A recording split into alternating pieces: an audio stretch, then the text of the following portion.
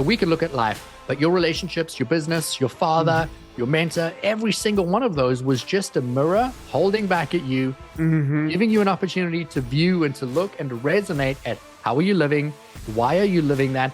And today I can sit and easily say, oh, well, you picked the right dad because look at who you are today because of it. You picked the right mentor because look at this and look at how it created that shift. Oh, you picked the right spouse. Oh, look at how this created this. Every moment is setting us up to be who we came here to be. I don't believe that our life is about us, but I agree. Our life experience adds up to what we do with our life and who we impact because of it. And I think that's just the beauty because it adds so much value to how we show up. It's rare that I come across a brother, and it was nice that I was able to come across several brothers all at one time when our mutual good friend put on an event at our place, San Lago, and got to hear you speak for the first time. I was like, oh my gosh, my soul was just vibrating like next to this guy and whatnot. And you talked a lot about your authentic self and really discovering what authentic self is. I actually feel like most people don't know who their authentic self is. Like, help us break down maybe how we kind of get to our authentic self and so we can start showing up in our authentic self. The question's so great. And I hope that your audience really understands the power and the magnitude of the question and then the potential of the response, meaning the response is just information, but the potential of what they choose to do with the information that they're going to get. You see, 95% of human behavior is unconscious. We are literally walking around pre-programmed, and people hear that, but they don't really stop and say, well, what does that mean? And how does that translate in my life? From the age of 6 or 7, the entire human brain has already formulated how you're going to think, how you're going to feel, and how you're responding to the majority of things that happen in life. So every time something happens after that age, it's just going to a past memory of how did you respond or react when you felt similarly. And then it's producing more of those chemicals and you constantly feel the same way. So people are walking around for the most part feeling like they've got to hustle. People are walking around unfulfilled. People are walking around doing and trying to achieve, trying to fill something. And they've felt that way for so long. Or they've been in a terrible relationship and now there's resentment or there's anger or there's frustration, or they're in a job where they're unfulfilled, unhappy, and there's resentment and there's these handcuffs feeling that you cannot get away and you feel trapped. But you felt that for 4 years, 5 years, 10 years, 25 years. So that is your dominant way of how you feel, right? And so it's really simple. You wake up in the morning, your brain immediately starts to scan your room, coffee table, night table, mirror. You pick up the same toothbrush, same toothpaste, same flavor, same environment. The brain says, oh, got it.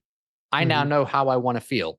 I remember how I felt yesterday. Oh, I remember the conversation yesterday that frustrated me, or that situation, or the bank account, or the love, or the lack of love, or whatever the things are, positive or negative.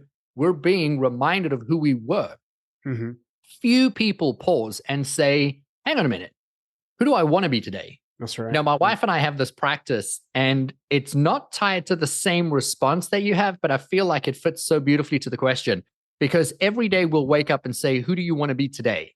That's a conscious thing. And we don't actually say those words daily, but it's a practice. But we say those words to each other at least once or twice a week. And in passing, in conversation, we'll ask ourselves or the other person, who do you want to be today? I literally was on a podcast interview this morning where somebody was talking to me about my relationship with my wife. And I said, the woman I am married to today, she is not the person I married at all. I mean, by any stretch of the imagination, she is a completely different person. And I love that person even more, but she's evolved. Most people hold themselves and their partners and their bosses and their friends and their colleagues to who they used to be. But we do need to become present to who we are now in order to fully grasp the life experience that we have. Oh, man, that's so good. Yes, this is going to be a great episode. I can just feel it. Oh, man. Well, look, I know that so there's a couple different things. So first of all, you and I both believe in energy. We believe in the human soul has resonance, and we believe that resonance can be raised or lowered based on really honestly choice and commitment and focus, at least from my perspective. Yes. Even as a person of faith, I see a lot of overlap with both theologies. I don't see them as being uniquely separated. And one of the things that I've realized is if you're going to evolve or become the authentic version of yourself, you have to be more aware of who you are now and how you became who you are. At least that's how I feel like it. So it's almost like, one of those things is like, do you truly know yourself intimately? Do you really know yourself? Do you know where your behaviors are triggered? Do you know where your thoughts are triggered? Do you know where what environments, what circumstances, what taught you to have fight or flight or respond a specific way? Or at least for me, that was an enormous part of my early work was like, all right, why do I believe that being wealthy is evil? Why do I believe that love is not something that can actually be achieved or felt or really received? Why do I feel like I have to earn everything, right? Rather than just, kind of walk, operate, and flow. Talk to me a little bit about the process of knowing yourself intimately in a healthy way. Because I find a lot of people will dig in deep and then they'll judge themselves for everything they find rather than just taking it at surface value. You see, you're so successful today because you do what you just said. In order to create a shift or a change, and let's put this into perspective for a second, I will step into companies or I'll work with high-performing individuals or high-performing teams and support them to elevate how they show up. Obviously, revenue grows, fulfillment, joy, everything expands. The process is going to be what you've just said, and I want everybody to walk away knowing how simple the formula is.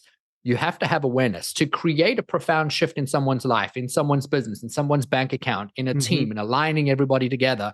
There has to first be an awareness. I liken this to getting into a car and wanting to drive from, Raleigh, North Carolina to Salt Lake City. You want to make that drive, you need to know where you are, and then you put that into your GPS. And then you get instructions on where you're going. So you need to know where you're going, right? And so those two waypoints are going to support you. And then every single left turn, right turn, intersection, highway, those are just markers along the way, helping you know this is where I am. And if I continue to take these steps, I'm inevitably going to end up in Salt Lake City, right? So that's supporting you to get to where you're going. But you first need the awareness. If you woke up one day and said, you know what? My life sucks. I want to be happy. Happiness is Salt Lake City. I'm going to Salt Lake City. Well, that wouldn't work if you didn't first feed, your GPS with this is where I am. And so people need to spend a certain amount of time in awareness. And then I think a little bit of time in forgiveness. And what I mean by that is I believe that every single moment is divinely led. Every moment is perfect. It is beautiful and it is happening to serve you.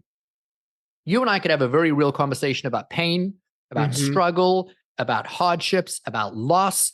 And yet on the outside, I look at you and you're a man that has everything. You are so successful. You're sharing, you understand your value, your purpose, your joy, your fulfillment. You're a man that can give selflessly of himself every day in every way, which is a quality that I absolutely admire in people. And that's why I really resonate with you as an individual.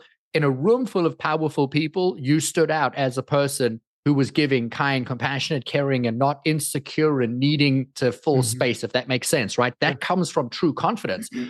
But we need to understand that in everything that's ever happened to us, the good and the bad, the positive, the negative, the hard, the difficult, the easy, the flow, the not, that is just all information. And that information is serving who we are. And then more than that, it's bringing us to awareness of who we're going to be next. And then when we understand there's value in learning that lesson, we can then learn that and turn around and teach it. Now, I think every single person on the planet is a teacher.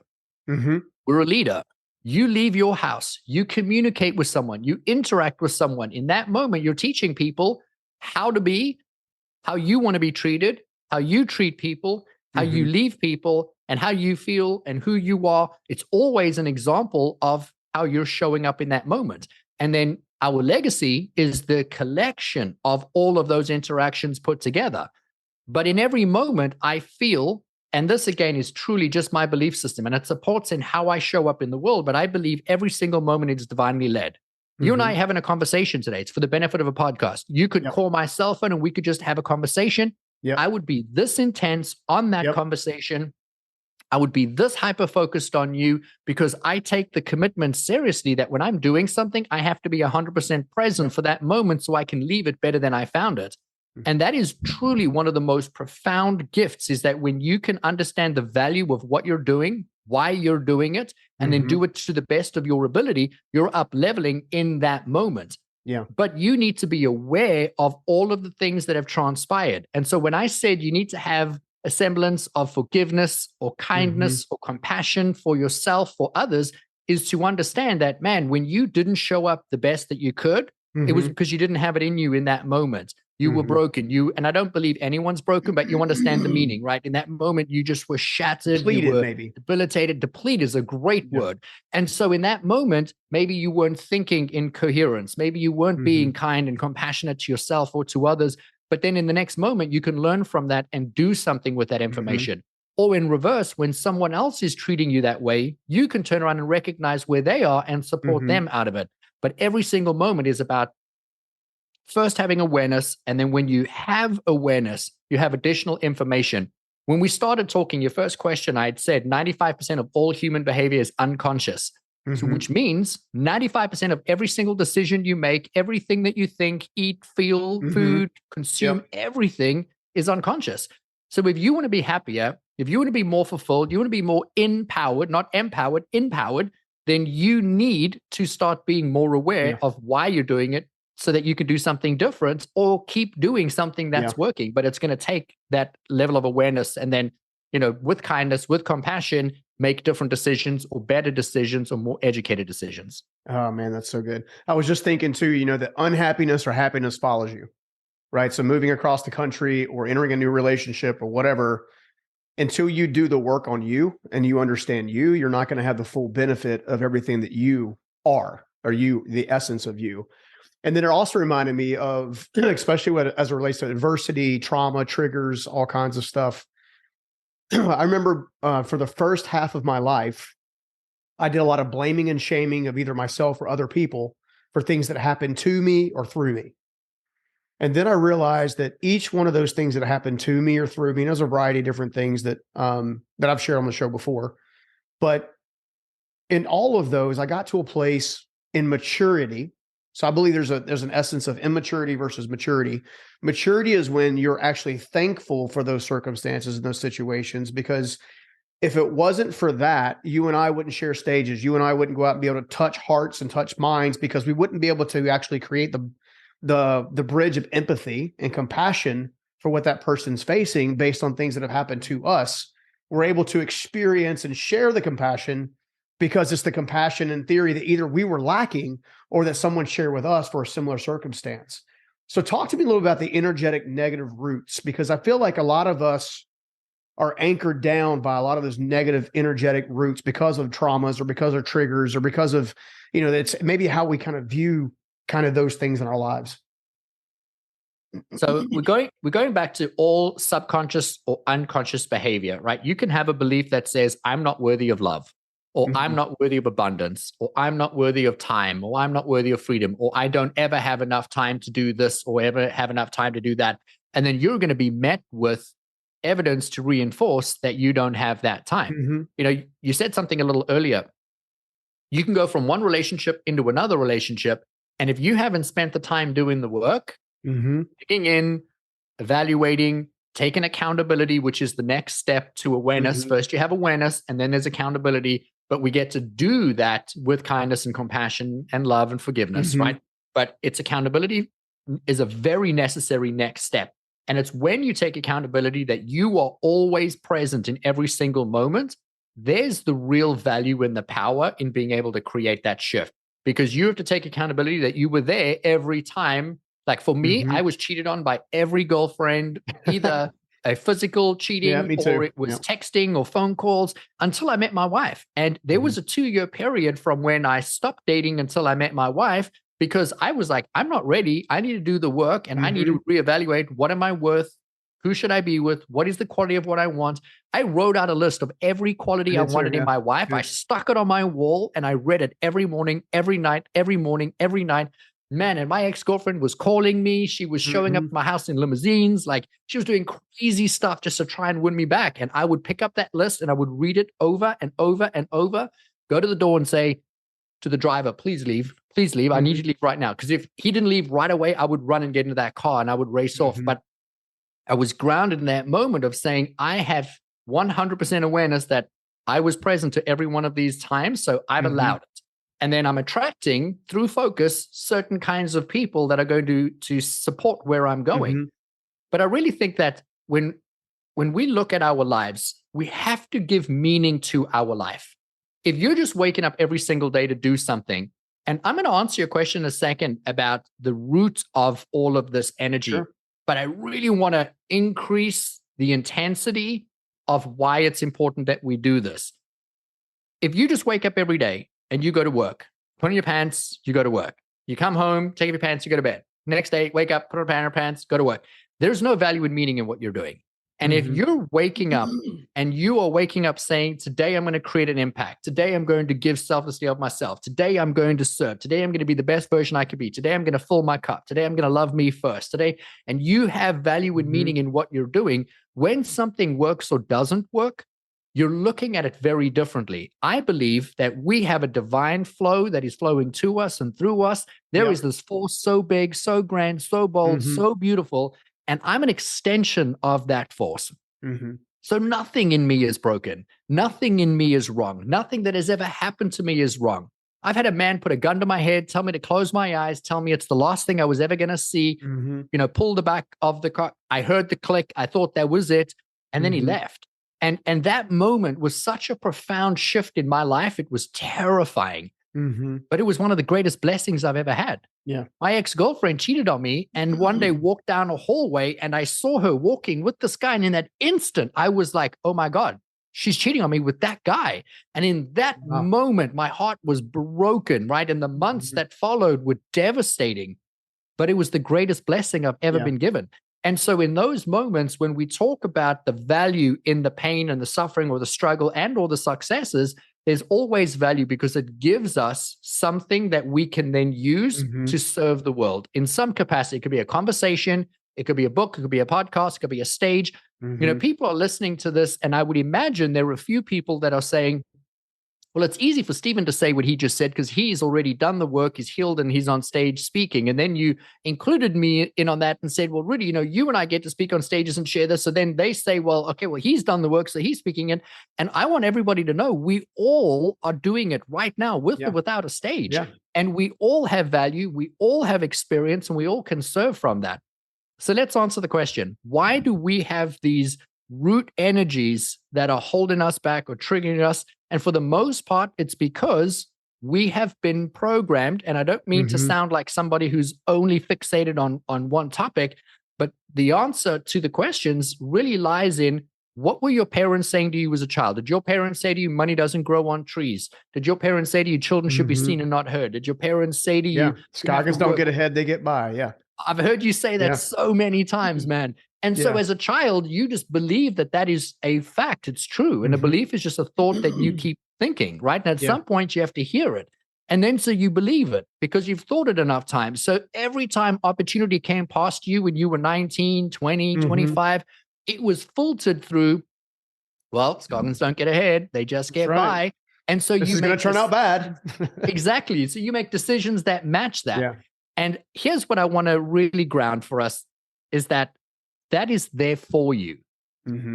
More than just, man, you know what? I used to believe that I wasn't good enough or I wasn't worthy, because that was Rudi's story. Rudi didn't feel like he was good enough. Rudi woke up one day, 16 years old, in the middle of a gymnasium of a school with a motivational speaker on stage. And I knew that's what I was going to do with the rest of my life. But man, it took me 20 years to get the courage to do it, because I was so petrified that people would laugh at me. People wouldn't value me, appreciate me, respect me, or listen to me. And so when I say that, I never felt good enough. But I didn't feel good enough because at 6 years old, I walked into my first grade school classroom and the teacher called me stupid and a dunce and put a hat on my head that said dunce on it. And she said, go sit over there. If you're as dumb as your brother, you're going to spend the whole year there. And that was my introduction to the education system. Wow. And so I immediately assumed, oh, I'm dumb. I must be dumb because she's a teacher and she called me dumb. And in that moment, I was dumb. I felt dumb. I acted dumb. I was embarrassed, so I played small. My shoulders went forward. And so I grew up as a kid who believed he was dumb. And I want to really add value in that. I wouldn't be able to do what I do today if I wasn't called dumb, if I didn't live for all those years thinking I was dumb. I wouldn't be able to do what I do today if I didn't first learn at 16 years old why God put me on this earth. And then it took me until 36 to do it. I wouldn't be who I am today. I wouldn't be able to create the impact. Every moment is adding value. what I want our audience to listen to today is, hang on, what is it that I'm going through? How does it feel? Mm-hmm. When was the first time I felt that way? Mm-hmm. Is it grounded in any truth? Is it actually grounded in facts? And then what's the value? So if I was Mm-hmm. going to learn How's it something served out me? of Yeah. this, how is this teaching me something and what can I Mm-hmm. do with it? Because then it shifts how you feel. It doesn't feel so personal anymore. Yeah. It almost feels like, oh, hang on, there's a higher plan. And that Mm-hmm. plan is for me to experience this. So I evolve. I break the cycle of the cheating girlfriend or of the Mm-hmm. job or of the whatever. And now I can shift. Now, what do I do with this Yeah. newfound information? And there's the value. And so it creates separation between you and the energy. Because if you're stuck in the energy, you're going to keep feeling it, keep Mm-hmm. focusing on it, keep making the same decisions. But the minute you ask a better question, you create space between you and that energy. And in Mm-hmm. that space, you create coherence, meaning a reduction in stress. Left and Mm-hmm. right brain starts to communicate, starts firing neurologically. You access different parts of the brain, and a more confident version of you steps forward. The part of you that's always been there, but you've just always been running a different program. The one that Yeah. says, pull your shoulders forward, hunch down, Mm-hmm. take up a little space because you're not good enough. Yeah, man, that's so good. I've always believed that that you are either programming yourself or you're being programmed. Subconsciously, believe, and that come from that place where I had my father, my parents, other friends not being picked for football, like all these different things, right? Same kind of situation. And early on, you don't realize that you're actually being programmed. You think you're living life. You're trusting in the value that people are speaking in you, over you, through you, ahead of time. And then I had this interesting epiphany, probably about the time I met old man Myrick, who I've talked on the show about numerous times. And he asked me one time, he said, do you want to continue thinking like your father? Or do you want to learn to think like me? Right. And I had this contrast. I had my dad who was borrowing money, never repaying, who wasn't keeping his word, who was working as hard as he could, but still not able to make ends meet. Meanwhile, I had a very generous, wealthy, very wealthy entrepreneur who I've seen do extreme acts of generosity. And it was the first time that I ever stopped and thought that I had a choice. Like I actually had a choice about how I would show up or how I could show up in the world. And at the core of it, I realized that I needed to bring the subconscious conscious. So rather than living out of automation, I started living out of direction. And one of the mantras that I use as part of my meditation process, I pray and meditate and kind of do a hybrid of both, is I am healthy, I am wealthy, I am wise, I'm a steward of the Most High. I am healthy, I am wealthy, I am wise, I'm a steward of the Most High. Because it's cool to be healthy and wealthy and wise, but only if it's the act of service. And by being a steward of the Most High, it flips the act of service. The reason I share that quick story is because in creating that expanse where your energy, when your soul's resonance can raise, you're also doing it from a place of love and acceptance. So accepting yourself for who you are, but more importantly, like I mentioned during Amberly's event, is tying your emotional intensity to your aspirational identity, your future you.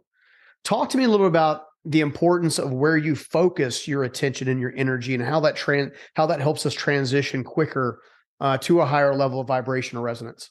Man, I love your questions because they are layering from one thing to the next to the next. So let's touch on something you just said before we answer that question.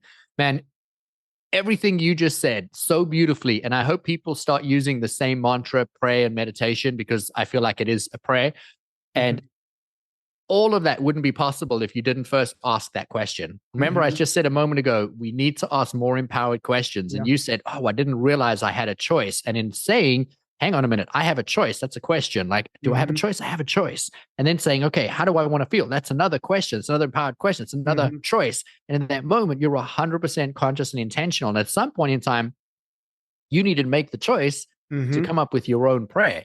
And then you needed to do it again and again. And that's commitment. That's the fourth part of change. That's very necessary and required. And now all of a sudden, we're shifting our life in a very different way. And you're demonstrating it so beautifully. I love that. So how does somebody anchor in an emotion into a future vision of who it is that they want to be? Something that I do is I teach a process called priming. Every single person wakes up every single morning and they have a routine of what they do, how they do it. I'm not competing with Robin Sharma's 5 a.m. club or another person's morning routine. I'm just simply bringing awareness to you already have a routine.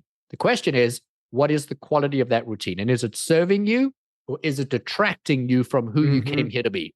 And so for me, every single morning I wake up and I go through a series of things that I do. And I'm going to give it to you in a second because it's so easy. But here's the thing, 90%, maybe even 95%, I don't know the stats, but I'm going to say that I'd be pretty accurate between 90 to 95, won't do it. Because it's going to take a tremendous amount of focus and dedication and commitment. But it's not hard, meaning we just have to do it and we have to do something a little differently. So before I give you the formula of what I do to anchor into a future vision to be able to achieve something, is I want to just remind every single person that's listening that your life right now is the sum total of everything you've ever done. Sum total of every decision, every thought, and every feeling you've ever had. Thoughts and feelings produce all behavior. So you are, by definition, the formula of thoughts produce feelings, thoughts and feelings drive behavior. You don't like your wife, your husband, your bank accounts, your business, your job, your friends, whatever. That's because of thoughts and feelings and then actions that you've taken. To change your life, anything, any aspect of your life, up-level a relationship, change your business, make more money, you just have to change one thing. Either a thought about something that you're doing, a feeling about something that you're doing, or a behavior around something that you're doing. And it's easier to change a feeling because that will chemically adopt and change and alter the thoughts. And then the thoughts and the feelings are then going to change the behaviors. Most people try and change the behavior. So they say, I want to achieve that thing. I want to be a ripped guy, or I want to be skinny, or I want to be athletic, or I want to make $1 million, or I want to make $1 billion. So there's the physical thing that they forecast out. Now they've got to take committed action towards achieving that. And then at some point in time, they run out of steam. Because it takes commitment to show up and do it every single day. I don't care what your goal is. I don't care how big your goal is. It is 100% achievable if you every day wake up and take committed action towards that goal. You do it enough times, you're going to hit there. Every time. Nothing is impossible. And so why don't people achieve what they want? Well, it's because they fail to grasp the magnitude of committed action and to being able to move towards a direction. Or they are preconditioned and they don't change the behavior. So they say, oh, I want to have a ripped body. Go to the gym once, go to the gym twice. They fall off that pattern. They carry on eating the bags of chips and the beer and the sodas, and they don't create the shift. It's because the unconscious, subconscious mind takes over and says, we'll go to the gym tomorrow. We'll work out tomorrow. We'll do it another day. And so what I do is support people in a priming process of teaching them that when you start your day, the first 20 minutes are going to dictate the entirety of how you feel that day. It's going to actually set your dominant vibrational state. So if you were to wake up in the morning and you grab your cell phone, you grab your toothbrush, you go to the bathroom, you jump in the shower, whatever your routine is, you are programming yourself based on how you've always programmed yourself. But if you were to wake up in the morning, not communicate with anybody. So I'm married to my soulmate, twin flame, the love of my life. We don't talk first thing in the morning. If we see each other in the hallway, so like we wake up, whoever wakes up first just sneaks out of bed. We don't set an alarm. We haven't for years.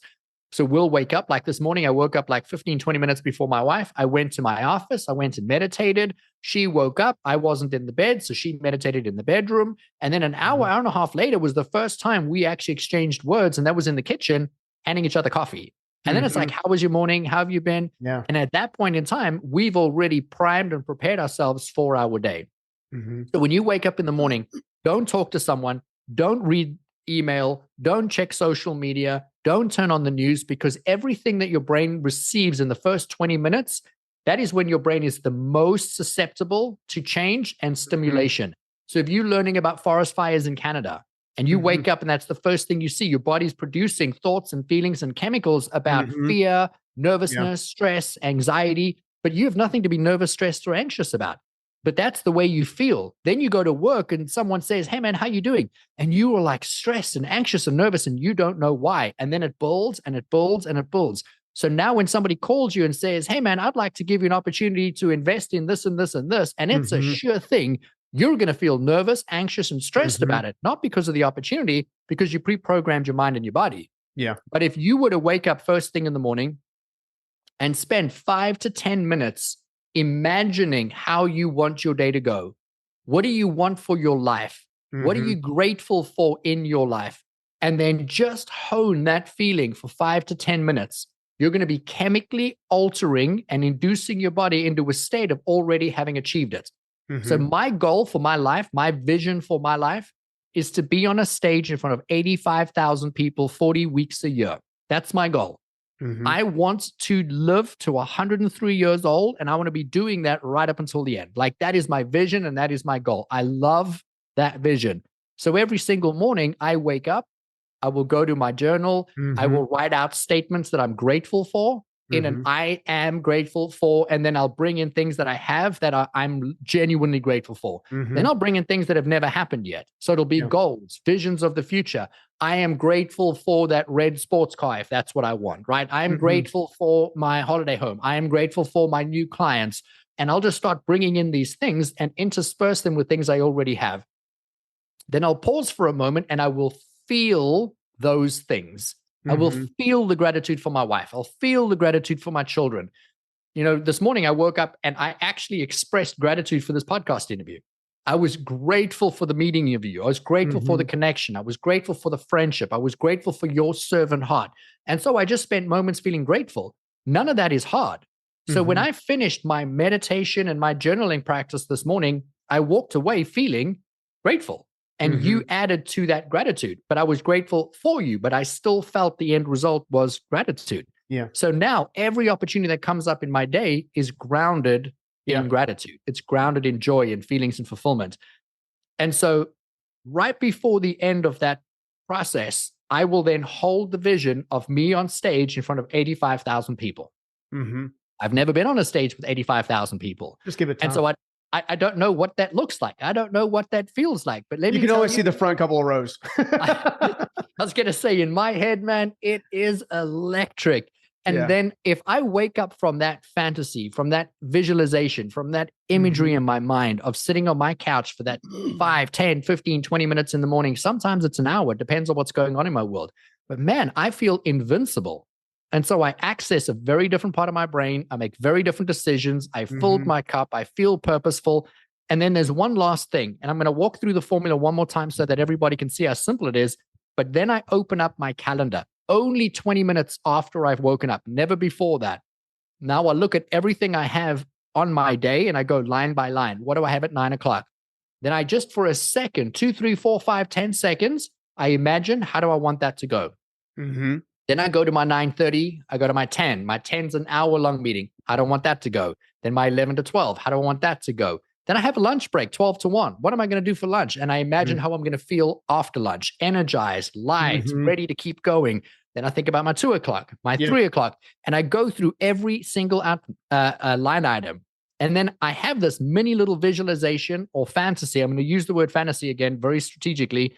And so with my interview with you, I imagined hanging up and being like, whoa, yeah, man, I love that guy. And so we're heading down that track record. Dude, we're nailing it. And so I wanted to feel that this morning at 5 a.m. And so now when my body hits 3 p.m. and we hit record and you're like, 1, 2, 3, go. Let's go. Yeah, man. And your energy was off the charts. It matched how I felt this morning. And so my body says, oh, we've already been here. We've already done this. We've already achieved this. And so now it's just about showing up. And so it's pre-paving your day. So you wake up, like that, meditate, journal, and then fantasize. Yeah. And that fantasy is about using the emotion with the visual imagery that it physically alters your body. Yeah. I use the word fantasy because everybody's had a sexual fantasy. And then your physical body physically altered itself. But nothing was happening. But you had the physical reaction. But why don't we have dreams and goals and visions that physically alter our bodies? Make the hair stand up on your body. Make feel electrified and energized. And so that is how we need to send the energy forward. And what we're actually doing is we're pre-paving that energy to meet that. And then while you're on your way, you're going to get markers the same way as left and right as you're driving a car. You're going to be told like, hey, I'm on course or I'm off course. Hey, I'm not feeling that energy feeling that I was thinking of this morning. Something's wrong. How can I course correct? And now we're back to asking more empowered questions. Dude, I love it. Absolutely love it. I was just thinking the power of intentionality. Everything you just described is done with intention. It's not done on autopilot. You are telling your body, your mind, your soul, this is where I want us to go today. And I was just kind of thinking, and you were talking about obviously the way in which you and your wife kind of relate first thing in the morning, that you guys do your individual meditation practices and then come together, which I think is beautiful. I've confided in you. Obviously, I've about 3 months ago, I decided it was time that I started working my way into a life of singleness for a while. Okay. And my life of singleness for a while has to be done with intention, right? So what types of questions should someone ask of themselves to get the most out of a transition time frame? So when the time does arise to enter into a potential new relationship or whatever, what types of things should we be asking of ourselves, and due diligence should we be doing to prepare ourselves for that next environment? I love to teach people that we are all worthy and deserving of having a 10 out of 10 in every single area of life. Mm-hmm. And so the opening question on every area or every category is, am I living a 10 out of 10? Mm-hmm. Is my relationship a 10 out of 10? Mm-hmm. Is my health a 10 out of 10? Is my well-being, my freedom, my everything? Mm-hmm. And if you can rate that, that's feedback. Mm-hmm. I love to say to people, information is simply just information, and information is invaluable unless that information is somehow used or put into practice. Mm-hmm. And what I mean by that is someone can walk up to me and say, wow, Rudi, you're just a real dick. And I won't take offense. Mm-hmm. I will stop and I will say, well, that's really fascinating information. It's right? Interesting. that was not how I intended to show up, but that's how I made them feel. So what can I do to course correct? It's information. Most people hear that and they take offense and they become judgmental and they become defensive. Mm-hmm. But the real power is being able to ask very good questions and saying, was I wanting to be a dick? Is that how I ended up being one? Or was that an accident? Or what did I say or do? Or is this person just having a really bad day? Exactly. Yeah. And so if you were planning for any level of transition in your life, if you don't do what we're suggesting on this conversation, if you don't do this, you're living your life by default. And everything in life, you need to be intentional. If you asked me what I do for a living, I would say I teach people to be the highest self leaders that they can be, because then when you lead yourself at the highest level, you're qualified to lead other people. Yeah. And to lead other people is simply just to inspire people to be the best self leaders. That's truly what leadership is. And so if you think about that as a question, when you are unfulfilled or unhappy in a relationship or in life, and you wanting to create a shift or a change, well, you need a marker of where are you? And so to ask like, hey man, am I happy? Okay, well, I'm not happy. Why am I not happy? Well, my relationship's not great. Okay, why is it not great? And then write down, why is it not great? And there's the thing, most people don't write it down. And I work with so many CEOs or high-powered personalities or athletes or people that have achieved something in life. Yeah. And I'll say to them, man, you need to write this down. And they're like, I don't write things down. But if you don't write it down, if you don't put your feelings down on paper, you don't have something to physically, tangibly look at as a waypoint of where you want to go. If I asked you to give me a business plan on paper, oh, well, we would throw that down right away. But isn't your life and your well-being and your happiness and your joy and your fulfillment more important than a business plan? And that's the value, is every morning creating a business plan for your day. And then when you have bigger projects like leaving a relationship or entering a relationship, and that's why I love that you also wrote out the list of what it is that you're looking for, because that is saying, what am I worth having? See, what not many people hear is that I wrote out a list of what I wanted in my partner. And then I read it every morning and every night for 2 years before I met my wife. I actually gave my wife that list on our wedding night. And that was 2 years, not to the day, but 2 years after I wrote out that list. But what most people don't hear is that during the 2 years, I met many people that I thought were great, that were wonderful. I went on a few dates, but I had that list in my head. And the minute one of those qualities, not 3, not 5, not 10, the minute one of those qualities were not on that list, I walked away. And I just said, no, I deserve it all. I deserve that whole list. Now, my list was longer than 10, but I deserved a 10 out of 10. And so that's what you need to do, because when you can make that declaration of I deserve better, or I deserve to be better or do better, then you level up. And then you also level up the people you're attracting. And when you can do that in your life, you're going to bring in new opportunities, and those opportunities are going to match or mirror what it is that you're living and what your experience is, because everything that's happening around you is simply just a mirror. We can look at life, but your relationships, your business, your father, your mentor, every single one of those was just a mirror holding back at you, giving you an opportunity to view and to look and to resonate at how are you living? Why are you living that? And today I can sit and easily say, oh, well, you picked the right dad. Like we're playing a game like you pick your parents, but you picked the right dad because look at who you are today because of it. Oh, you picked the right mentor because look at this and look at how it created that ship. Oh, you picked the right spouse. Oh, look at how this created this. Every moment is setting us up to be who we came here to be. I don't believe that our life is about us, but I agree. Our life experience adds up to what we do with our life and who we impact because of it. And I think that's just the beauty because it adds so much value to how we show up. Yeah, I totally agree with that. And I love the way in which you broke that apart.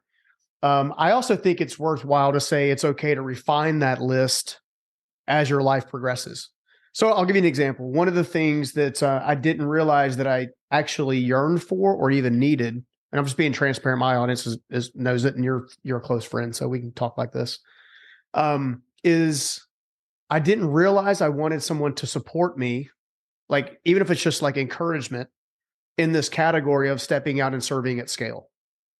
Right. I didn't know it because 5-10 years ago, I wasn't really necessarily pursuing a thought leadership career or developing live events or creating media for other people or doing, my own books and resources and videos, because it takes a lot to put yourself out there.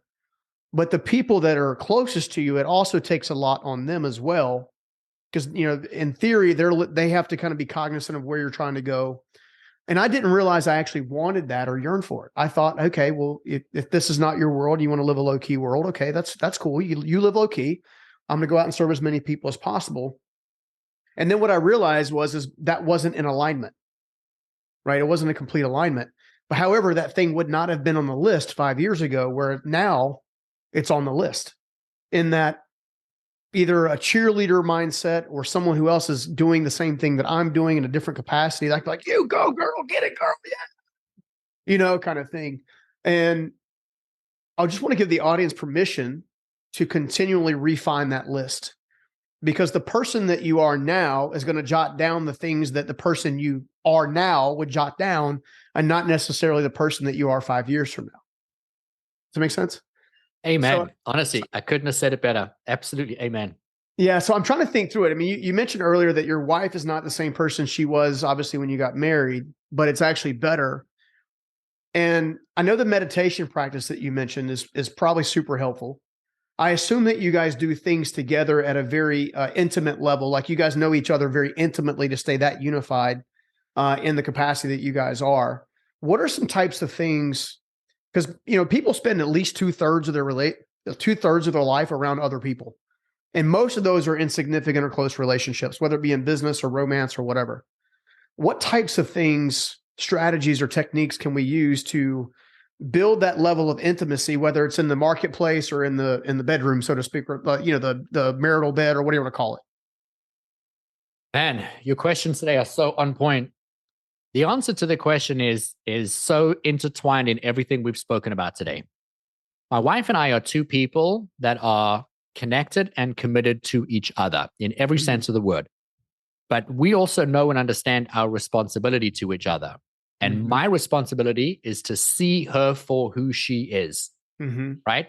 To hold her to her highest potential, to support her, and then to encourage her and to understand she is going to change. She is going to shift and change. One day she's going to say to me, I don't like that, whatever that may be. And I'm not going to turn around and say, well, you've liked that for 12 years. I mean, I need you to keep liking that.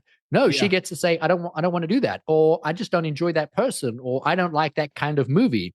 And then I have to respect she's a different person today. And so that's where that falls into, who do you want to be today? But my responsibility is to be that person, to support her, to encourage her, to know we are two human beings, two completely different people choosing to live and support one another.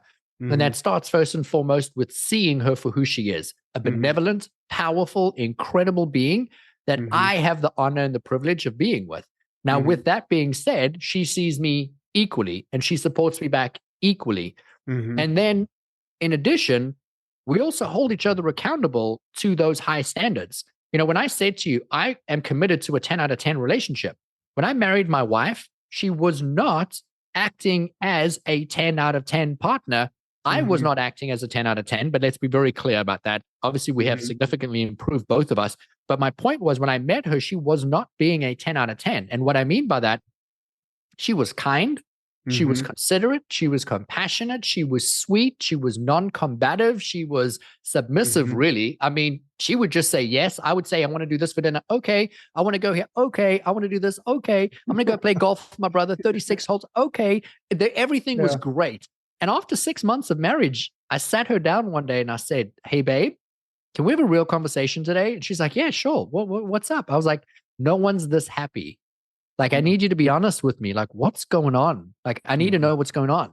And she's like, nothing's going on. And I'm like, nothing is as good as what I'm looking at. Like, you are never mad. You're never upset. You're always kind. You always come. Like, what do you want? And I had to bring that out of her.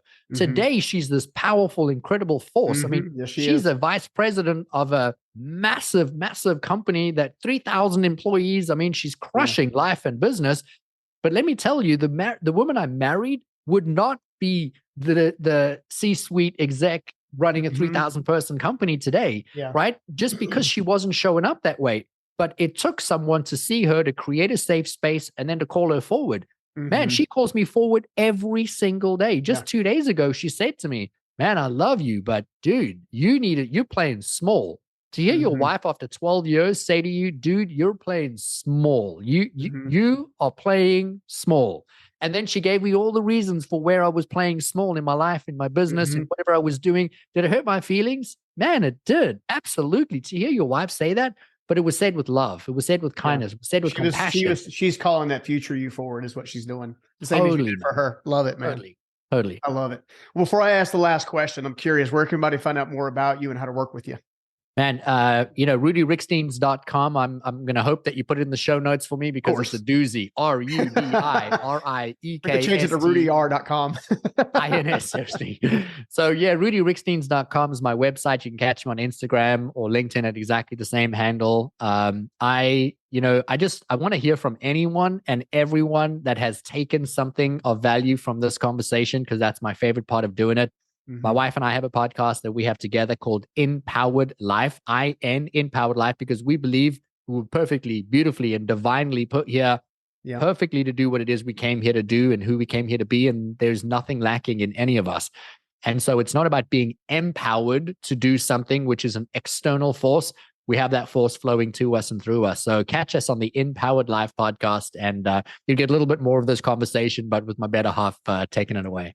Awesome, dude. All right. So final question before we head out. What does it mean, or what does it take to truly become unstoppable? Take committed action every single day towards what it is that you want to have, to be, to do, and to achieve. I have never met anyone in my life ever that was destined to be a failure or destined to live a life of unhappiness or unfulfillment. I've also never met anyone who's ever dreamed big enough. Before we started this podcast, you shared something with me, and I'm not going to divulge it, but you shared a goal or a vision of yours, and it was massive. I mean, massive. And in the back of my head, I'm like, how can we 10x that? How can we 100x that? Because no one has ever dreamed big enough. We look at Elon Musk, right? $280 billion net worth. He's created these massive companies that have physically altered everything that we do in life. And still, I don't believe that man has touched his potential or his capacity. I agree. And we can do so much. And the only thing that ever stops anyone from doing anything is believing that it's possible, believing they're worthy in having it, and taking committed action. And if anyone listening to this today just shifted one thing about how they feel about what they want, their worthiness in it, what it would take to do it, and then just took action, and every day took another step and another step and another step, man, everybody would achieve their dreams. And that's my goal and my vision for everybody. I dig it, dude. I dig it so much. And I love you so much. Thank you for coming on, man. Dude, I love you. We're going to have to do more and more of this. And Yes, I guess when I do the big vision, I have to build an 86,000 person stadium. So we can just get you on stage and just get that dream knocked out. And then you can go to 150 after that. How about that? So, oh my God, dude. I'll call you to 10X you 10X your dream if you call me to 10X mine. Done. I will hold you to yours if you hold me to mine. Beautiful. You got it, buddy. All right, man. Take care. You. See ya. Appreciate it. I hope you liked that video. And if you did, make sure you check out this next video right here. What happened is I started studying hormones because nobody in science disagrees that men and women's hormones for well-being are completely different.